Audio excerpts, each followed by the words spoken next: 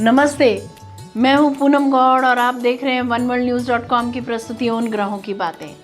आज के प्रोग्राम में बताऊंगी आज का पंचांग, हर राशि का राशिफल और कहानी किस्से में चर्चा करेंगे एकादशी की कहानी की। और आखिर तक मेरे साथ जुड़े रहिएगा। जिनका जन्मदिन है उनका वर्षफल बताऊंगी और साथ में इस साल भर के उपाय भी। अगर आप में से कोई अपने बर्थडे पर पर्सनलाइज्ड उपाय जानना चाहते हैं तो हमें कमेंट करके अपना नाम और डेट ऑफ बर्थ बताएं। हम आपके बर्थडे वाले दिन ये उपाय प्रोग्राम में बता देंगे। शुरू करते हैं आज के पंचांग से। आज मंगलवार 26 नवंबर 2024 है। मार्गशीर्ष का महीना चल रहा है। कृष्ण पक्ष की एकादशी तिथि रहेगी रात्रि 3:47 तक और उसके बाद द्वादशी। हस्त नक्षत्र रहेगा 27 नवंबर प्रातः 4:35 तक और फिर चित्रा। प्रीति योग रहेगा दोपहर 2:02 तक और उसके बाद में आयुष्मान योग। 1.5 घंटे के लिए राहु काल रहेगा दोपहर 3 बजे से शाम 4:30 बजे तक। आज उत्पन्ना एकादशी व्रत है। दिशा शूल रहेगा पूर्व। आज कहानी किस्से में उत्पन्ना एकादशी की कहानी सुनेंगे। बात करते हैं राशिफल की। मैं बता देती हूँ कि मैं राशिफल चंद्र राशि से या नाम अक्षर से बताती हूँ। मेष राशि, आज आप अपने घर का विस्तार करने पर विचार कर सकते हैं या सोच सकते हैं। प्रॉपर्टी डीलर्स, वाहन क्रय के लोगों के लिए, खाद्य से जुड़े व्यवसाय वालों के लिए दिन अच्छा रहेगा।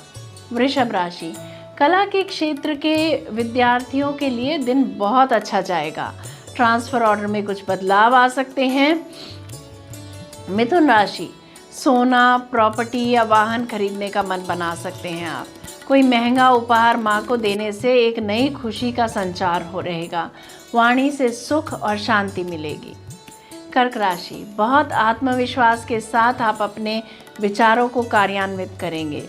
भौतिक आपदा से बचें। सिंह राशि, गुप्त गतिविधियों से लाभ होता दिख रहा है। दाईं आंख में कुछ प्रॉब्लम हो सकती है। कन्या राशि, आज आप अपने बारे में सोचेंगे। किस्मत आपका साथ दे रही है। सफलता और प्राप्ति के साथ साथ खुशी भी मिलेगी। तुला राशि, ऑफिस में कार्यभार जरूरत से ज़्यादा रह सकता है। एक दूसरा कमाई का साधन जुटाने का स्वर्णिम अवसर हाथ लग सकता है। इसे आप गुप्त रखना चाहें तो रख सकते हैं। वृश्चिक राशि, उच्च अधिकारियों से अच्छे संपर्क बनेंगे। समाज सेवा के कार्यों में दिन बीतेगा। विदेश यात्रा के मौके हाथ आ सकते हैं या विदेश से संबंध रखने वाले रिसर्च या उच्च शिक्षा की विद्यार्थियों के लिए दिन अच्छा जाएगा। धनु राशि, आज का दिन समस्याओं से घिरा हो सकता है। धन हानि के भी योग बनते हैं। इन सब से बचने के लिए ओम श्राम श्रीम श्रौं सह चंद्रमसे नमः मंत्र का 108 बार जप करें या फिर माँ की सेवा कर उनका आशीर्वाद लें। मकर राशि, मन चाहे व्यक्तियों से मुलाकात हो सकती है। आज आप अपने जीवन साथी का चुनाव कर सकते हैं। आज आप समाज में सबको मान देकर चलेंगे। टीम की तरह काम करना पसंद करेंगे। कुंभ राशि, जिनका कोर्ट केस चल रहा है उनमें कुछ विशेष न होकर अगली डेट मिल सकती है। किसी समाज सेवा के कार्य में व्यस्त रह सकते हैं आज आप। मीन राशि, धर्म के कार्यों में रुचि बढ़ेगी और आप किसी धार्मिक यात्रा पर भी जा सकते हैं। भगवान की कृपा मिलने से आप किसी रोग से मुक्त हो सकते हैं। ये था राशि का राशिफल। बात करते हैं कहानी किस्से की। युधिष्ठिर कहने लगे, हे भगवान, आपने हजारों यज्ञ और लाख गोदान को भी एकादशी व्रत के बराबर नहीं बताया। सो यह तिथि सब तिथियों से उत्तम कैसे हुई बताइए। भगवान कहने लगे, युधिष्ठिर, सतयुग में मुर नाम का एक दैत्य उत्पन्न हुआ। वह बड़ा बलवान और भयानक था। उस प्रचंड दैत्य ने इंद्र, आदित्य, वसु, वायु, अग्नि आदि सभी देवताओं को पराजित करके भगा दिया। तब इंद्र सहित सभी देवताओं ने भयभीत होकर भगवान शिव से सारा वृत्तांत कहा और बोले, हे कैलाशपति, मुर दैत्य से भयभीत होकर सब देवता मृत्यु लोक में फिर रहे हैं। तब भगवान शिव ने कहा, हे देवताओं, तीनों लोकों के स्वामी, भक्तों के दुखों का नाश करने वाले भगवान विष्णु की शरण में जाओ। वे ही तुम्हारे दुखों को दूर कर सकते हैं। शिव जी के ऐसे वचन सुनकर सभी देवता क्षीर सागर में पहुँचे। वहाँ भगवान को शयन करते देख हाथ जोड़कर उनकी स्तुति करने लगे कि हे देवताओं द्वारा स्तुति करने योग्य प्रभु, आपको बारंबार नमस्कार है। देवताओं की रक्षा करने वाले मधुसूदन, आपको नमस्कार है। आप हमारी रक्षा करें। दैत्यों से भयभीत होकर हम सब आपकी शरण में आए हैं। आप इस संसार के कर्ता, माता पिता, उत्पत्ति और पालन करता और संहार करने वाले हैं। सबको शांति प्रदान करने वाले हैं। आकाश और पाताल भी आप ही हैं।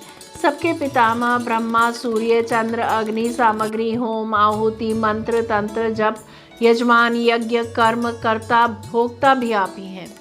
आप ही सर्वव्यापक हैं। आपके सिवा तीनों लोकों में चर तथा अचर कुछ भी नहीं है।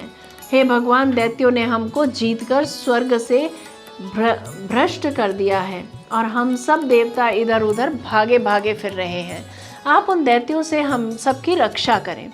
इंद्र के ऐसे वचन सुनकर भगवान विष्णु कहने लगे कि हे इंद्र, ऐसा मायावी दैत्य कौन है जिसने सब देवताओं को जीत लिया है? उसका नाम क्या है? उसमें कितना बल है और किसके आश्रय में है तथा उसका स्थान कहाँ है? यह सब मुझसे कहो। भगवान के ऐसे वचन सुनकर इंद्र बोले, भगवान, प्राचीन समय में एक नाड़ीजंग नामक राक्षस था।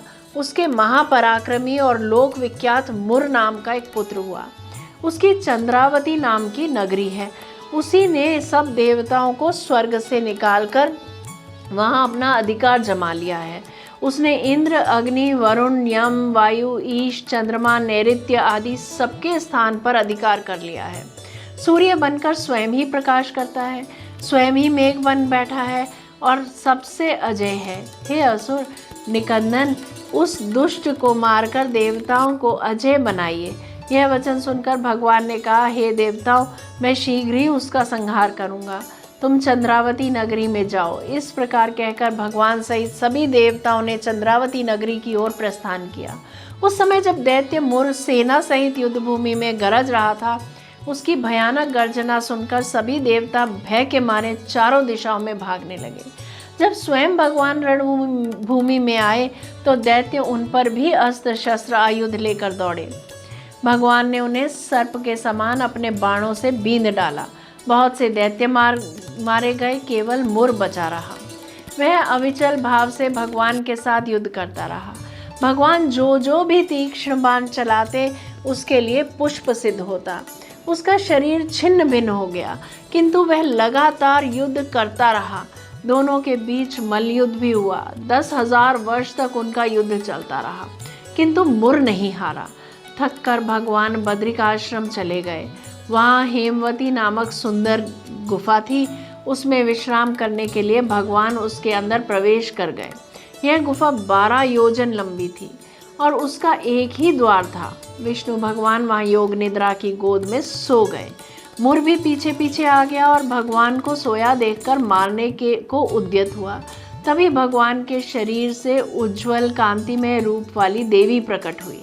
देवी ने राक्षस मुर को ललकारा, युद्ध किया और उसे तत्काल मौत के घाट उतार दिया। श्री हरि जब योग निद्रा की गोद से उठे तो सब बातों को जानकर उस देवी से कहा कि आपका जन्म एकादशी के दिन हुआ है, अतः आप उत्पन्ना एकादशी के नाम से पूजी जाएंगी। आपके भक्त वही होंगे जो मेरे भक्त हैं। जय श्री कृष्णा, जय राम जी की। बात करते हैं जिनका जन्मदिन है। आप सबको जन्मदिन की हार्दिक शुभकामनाएं। वर्ष 2024-25 में आपको हर कदम पर कंपटीशन फेस करना पड़ेगा। कंपटीशन अपने से हो तो सबसे उत्तम रहता है, क्योंकि इस लोक में सब अपनी अपनी यात्रा पर निकले हैं। तो ये सुनिश्चित कीजिए कि हर रोज़ आप अपने पिछले दिन से अच्छा परफॉर्म करेंगे, एक्सीलेंस अचीव करेंगे। इस वर्ष अपने सभी पेंडिंग काम, अधूरे काम निपटा लें। कोई भी नई शुरुआत न करें। यह समय खुद के एनालिसिस करने के लिए बहुत अच्छा रहेगा। अपने पिछले 9 सालों में जो भी एक्टिविटीज़ की हैं उनका विश्लेषण करें और जो भी फिजूल और टाइम वेस्ट करने वाली एक्टिविटीज़ हैं उनको अपने शेड्यूल से निकाल दें। अगले 9 सालों की प्लानिंग इसी वर्ष कर लें। साल भर के उपायों की बात करते हैं। सूर्य को प्रतिदिन जल चढ़ाएं। ओम गृणी सूर्याय नमः मंत्र का जाप करें। बुधवार को पक्षियों को दाना डालें। अगर मेरा ये प्रोग्राम पसंद आया है तो इसे लाइक शेयर सब्सक्राइब करें, बेल का आइकॉन जरूर दबाएं और कल फिर मेरे साथ जुड़िएगा oneworldnews.com की प्रस्तुति उन ग्रहों की बातें। नमस्ते।